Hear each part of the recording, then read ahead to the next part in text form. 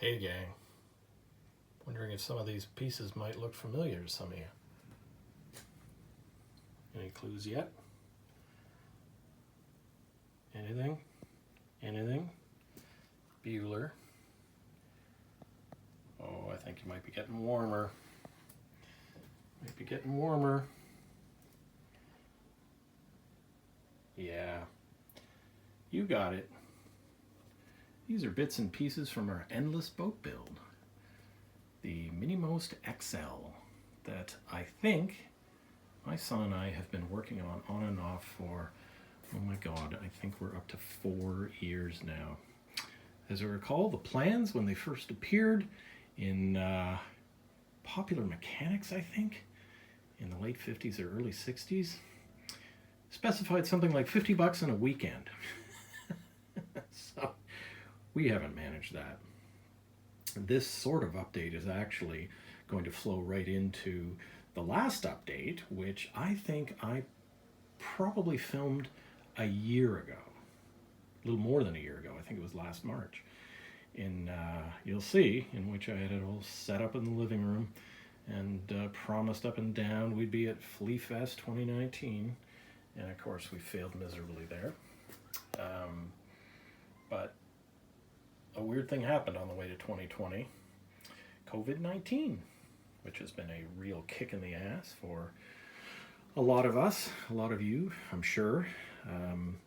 Lots of heartache, financial, as well as loved ones. I hope anyone seeing this thing is safe and their families are well and everyone's staying nice and locked down.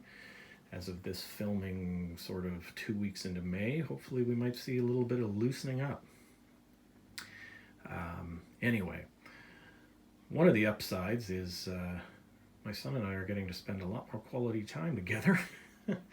And this really is going to be our last chance to get some work done on it for a while. He's off to university next year, and not sure he's going to have a whole lot of time for this once he's doing that. So we've agreed we're going to try and put a bit of a push on. I'm not going to give any dates because I haven't stuck to a single one.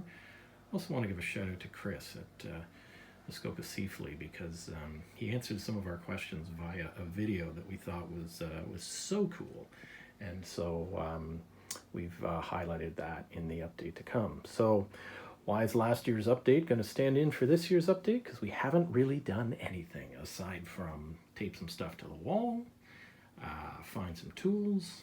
I think I know where the glue is, and we're gonna try again. We have, interestingly enough, bought a bunch of outboard motors for one boat that doesn't exist. So this Mercury Mark 25, this KG7, at least the bottom half of it. I got a 56 Johnson that you'll see elsewhere on this site. No end of motors to consider, just don't have a boat to put it on. So we're really going to put the screws to ourselves to try and make some headway this spring and summer. So anyway, enjoy this intro to the last intro to our not very definitive progress report. Anyway, we hope to see you guys on the water in the not too distant future. Thanks again. No, your sound is not problematic. What you're seeing is a video that Chris Taylor from Muskoka Seafleet was kind enough to do for us to answer a few questions on our MiniMost XL build. So Chris, you are now responsible for the domestic issue that's going to ensue today. It's too cold for glue to set up outside, so we took a day off work. It's March break, my son's here. We waited till the long-suffering and much better half, my wife, went off to work. Then we smuggled this stuff inside up to the living room. So we're going to spend some time trying to continue this build, even though we won't be able to glue it. What we want to do is identify the positioning for some of the things that need to go together now that we have so many pieces lying around. We'll probably screw them and choose which stringers go where, and then unscrew everything, smuggle it back downstairs, wait for the weather to warm up, and when it does, take it outside so we can glue it and screw it and clamp it. So anyway, as I said, Chris, all your fault. Your infectious enthusiasm has got us trying to think outside the box, or inside the living room anyway. We'll hope to see you in July with something that maybe even floats. Take care.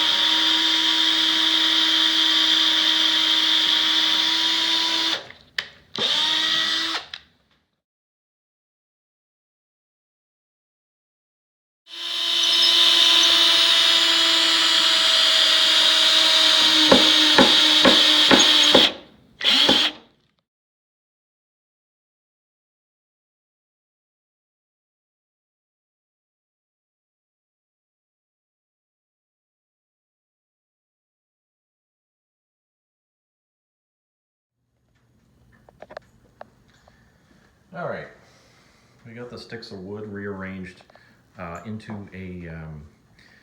more or less a boat shape, and I think it's probably useful at this stage to do a bit of a recap on the project, because I've posted a number of videos related to the engine that is most likely going to power this off the bat, but I haven't talked much about the boat. So it's probably a good time to do it now while it's sitting in the living room. And then I'm going to disassemble it and get it the hell out of here before I get crucified for working on it here. So there have been, there have been several hundred pictures taken of the progress of this boat that I posted online in a restoration building section on the iBoats website. All of it disappeared when Photobucket decided that they were going to hold everybody's images hosted on third-party sites ransom to a fairly hefty subscription fee. I elected not to pay it, probably as many others did, and so all those links are broken. And so the thread I was maintaining on building this with my son is got the text, I guess, but all the pictures are gone. So I didn't have the time or, frankly, the will to redo it all. So we just kept on working without posting updates on the thing. But I might as well, recap now. Because we are really hoping here in March 2019 to get this thing finished in the water this summer. Will it get done? I don't know. Our lives are getting busier, not less busy, as my son gets older and pressures of school and things get more intense. But we would like to finish this thing in time for Flea Fest. So. And here I'd like to give a huge shout out to Muskoka Sea Flea and especially Chris Taylor, and who we sort of spoofed at the beginning of this thing. just for the sheer support. I've never met this gentleman in person, but we've traded a lot of email. I've watched a lot of his videos, and we're just really grateful for the support in building this thing. All right, so building this thing. What is this? This is a MiniMost XL, which is a modified version of the MiniMost Sea Flea, which I think was designed. Oh boy, Chris could tell you off immediately, but I'm going to say this thing is probably a design that goes back to the 50s and 60s, and the difference between a MiniMost and a MiniMost XL is that Muskoka Sea Flea and Chris Taylor enlarged the plans, I think 25% in all dimensions, to turn a one-person small boat into a two-person boat. So when we decided originally to build a boat together, my son and I started and in fact purchased the plans for the MiniMost. But as I was looking at them, I was thinking, well, it'd be nice to be able to share the fun of riding around in what we built, and also the lake we're intending to use it on can throw up a bit of a chop, and so just as a nod to safety, I wanted something a little larger. This thing is by no means, a rough water boat.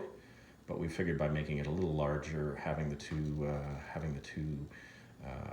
occupants would also be more fun. So we purchased a set of plans from Chris for the next size up, and which he put a lot of work into refining. And so now we're working on it. We're modifying it slightly in a couple of ways. One is the materials that we're using. Got a very comprehensive assembly, not so much I guess an assembly as a builder's guide, and in that I think they cited using sort of lumberyard pine and things like that. Now if you've seen his boat, it turned out extremely well and is absolutely gorgeous. So there's no saying you can't make a great boat using that kind of materials, but I've wanted so long to build a boat myself using traditional boat building materials, or at least boat building materials that one might normally choose when building something that you want to resist rot. That we purchased some much more expensive stuff, and wood, which is much harder to work with, I think. So case in point, these stringers and I think it's called a keelson, because it's the center keel portion of the boat but remains inside the boat. This is all white oak, and not only is it really hard, really dense and tough in some ways to work with, I compounded our issues by buying a single timber that was probably, I'm going to say 2 feet, 2.5 feet wide, 3 inches thick, and 15 feet long. It was unbelievably heavy, hundreds of pounds, and really expensive. Probably way overkill for this boat, but I wanted to try working in a traditional boat building material like white oak, and again be as rot resistant as possible. Now all of this stuff is going to get encapsulated in epoxy, I believe. So maybe the rot resistance isn't going to be that much of an issue. It will add weight to the boat, so we have the challenge that the boat is going to be heavier than spec'd, and the engine we chose is smaller than spec'd. So this thing is not going to be a racer, but I still can't believe that somewhere between 10 and 20 horsepower isn't going to push this thing along with you know, with a half decent turn of speed. So anyway, yeah, white oak for these pieces here. Trying to rip this to dimension on a portable, relatively cheap contractor's table saw was an adventure in itself. You can see the wood bears the scars of some of those efforts where we, you know, burnt up some blades, twisted it inadvertently, and but eventually we got through it, which is great. Other type of wood you can see here, it's darker. So this is a Meranti plywood, which I think is going to end up looking quite nice when buffed up and oiled or varnished. This mid frame, the way this design works is what you've got in the structural pieces below flows up into what will ultimately become the dashboard. So we wanted that to be a different color, just for a little contrast. Again, unfinished wood purchased by a boat building, purchased from a boat building shop. So that we've been cutting to size, and this piece of wood here will also be supplemented by one more frame that is probably going to go over, I guess, and support the deck about here. And we've got some other structural members that will tie in together. We haven't cut those yet. So the idea, of course, is that these stringers fit into the notches in the bottom of the boat. As you can see, that center one does. But as you come to the outside, of course, as that frame rises and turns, you can see that the notch is obviously not fully in line with the stringer. So as we raise that into that pocket, we're going to have to twist it, which is going to be probably a bit of a challenge with the white oak again being so hard. But I did do a sample one last summer, and it did twist a little bit. So, you know, worst case, we can steam it, but I'm hoping it will just twist into place. So what we've got here is all the pieces more or less just sitting here. The only stuff that's fastened is at the moment down through the knee. We've got some large stainless steel. They're like carriage bolts, but we wanted to go stainless to again, we're trying to resist rot and corrosion. Those go down into this timber, and we're going to countersink from the other side some washers and nuts. Same thing going through the back of the transom, because of course this structural piece is going to be taking pretty much the majority of the load, the twisting load on the transom, as the engine applies force to the back of the boat. Everything else will be put together with smaller stainless steel screws. We did on the back here, which we thought would be kind of fun, is we did the stainless screws from the back going into the frame versus inside the boat going back, because we wanted to try again the boat building techniques of countersinking these screws and then creating our own dowels out of the Meranti wood and gluing them and pounding them into place here. They still need to be sanded off, but we're hoping that when it's sanded and encapsulated in the fiberglass and epoxy and all that, that the grain of the plugs against the plywood, the marine plywood that we've got skinning the boat, is going to make for kind of a nice contrast. So I think that's gonna look good. That's one other minor, I guess, diversion from the plans. We still at the front here have to attach the stem. I've run out of room here, but anyway, Running upwards from the number 4, curving upwards, will be the stem that the bottom planking is all tied into. So we've got that outside. We're going to have to drill that and mount it. Again, we'll countersink it with some large carriage bolts. The other issue, of course, with working with our raw timber is there's a bit of a twist to it. As you can see, that rises off the bottom here. I don't know if you can see that. So this isn't entirely level, as you can tell.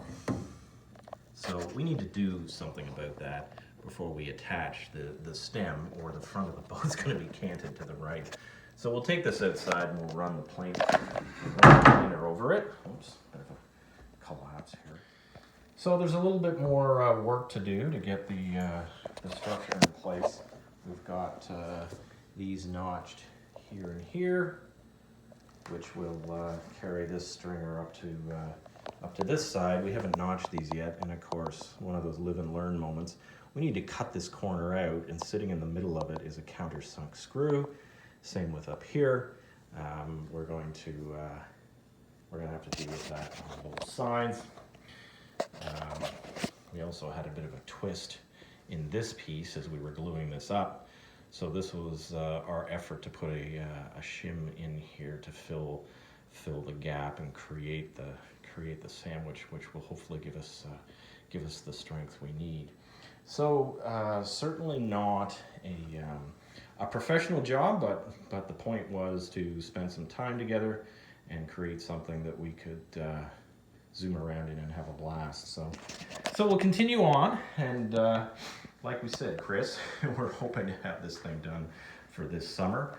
If it's not done, we'll take you at your word that you said people like to see at the Flea Fest. They like to see partially built boats, just to talk to people about what they've been creating, and hopefully inspire others.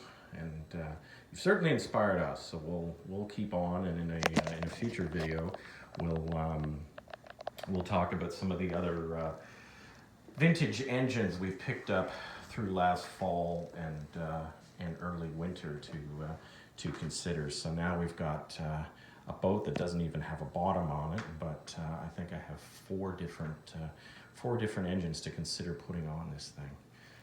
So those will be fun to play with anyway. All right. There is actually one thing which is puzzling us a little bit, Chris. Perhaps you can speak to that, and that's the setback of the transom. I know we did trade a couple of emails on it, but just so viewers know what I'm talking about.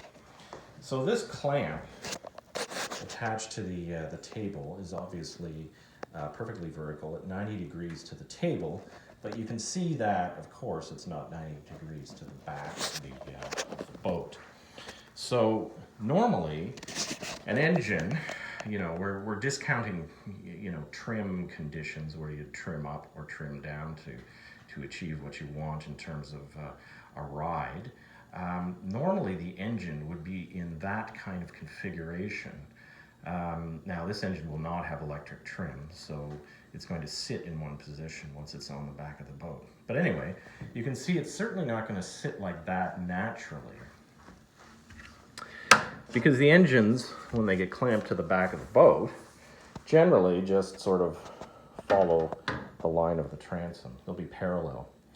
So with the engine clamped at this angle, the propeller will be facing down, which is going to want to, under power, lift to the back of the boat and push the front of the boat down. So you'll be cruising with a nose down attitude.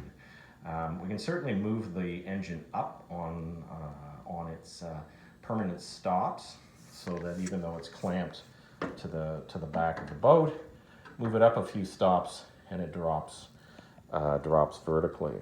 But I'm not quite sure what that kind of space between the back of the boat and the front of the motor is going to do in terms of drag, and it just seems like a bit of an odd geometry to me. So it'll be interesting to see how that works. I haven't heard anybody complain about it, and I've watched a number of XL boats in operation, and it doesn't seem to be an issue. anyway, we'll see how that goes. But it's something I've had my had my concerns about, and I almost did not cut the bottom of the transom to achieve that 15-degree setback, just because I was so concerned about what the engine, the final engine trim would be like. But I thought they wouldn't put it in the plans if it was impossible to account for. And both my son and I do like the raked back look of the transom, so we'll give it a try. And if it's a disaster, I've got in mind a couple of things that could be done to straighten the engine out. We could put a triangular motor pad here that would have it aiming back again a little more. Anyway, I'm probably obsessing over an issue that is not ultimately a problem. I should probably spend more time worrying about putting a bottom on this thing so it would actually float. Anyway, thanks again. If you have thoughts, certainly stick them in the comments.